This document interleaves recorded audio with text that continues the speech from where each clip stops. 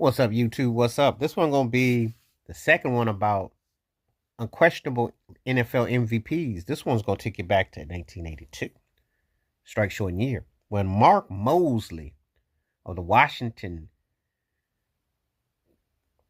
formerly Redskins, now known as Commanders team, was the NFL MVP over Dan Fouts. Mosley was bad, but you gotta really be something dynamic for a field goal place kicker to win MVP. That's a bit much. And at the time, I didn't really think about it because, it made the NFL look kind of progressive because they weren't notorious for giving, running backs, quarterbacks, receivers had never gotten it. But I ain't thinking about it with a kicker. But he got it over Dan Fouts. When I think about that in hindsight, that's kind of crazy.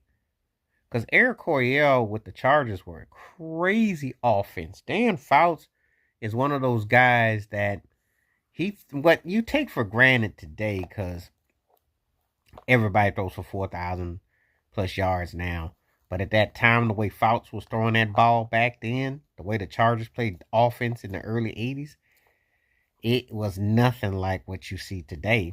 And especially didn't have the kind of pro offensive protection. So the fact that Fouts could get all that out there, and make it work with his receivers and everything was just amazing. The Chargers were a fun, incredible team to watch. It's just that they couldn't play in the cold. They didn't play much defense, and it was always something that got in the way.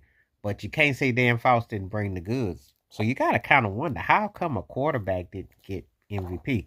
And also, the interesting thing about this one is that does this hurt Dan Fouts when we have discussions about some of the greatest quarterbacks ever that never won a Super Bowl? Where does he rank? Because he gets kind of forgotten now. I mean, everybody knows about, Charlie Joyner, who played forever, Wes Chandler, and of course John Jefferson. And Kellen Winslow Sr. was one of the premier tight ends. But they got kind of forgotten. Dan or Eric Coryell, because the San Diego Chargers had their own theme song. They just, so this is quite interesting when we get into this one. This is kind of a real oddball one, too, because, again, it's kind of hard to explain that a kicker beat out a quarterback, especially in an offensive dominated league, which the NFL has always been. That is pretty rare.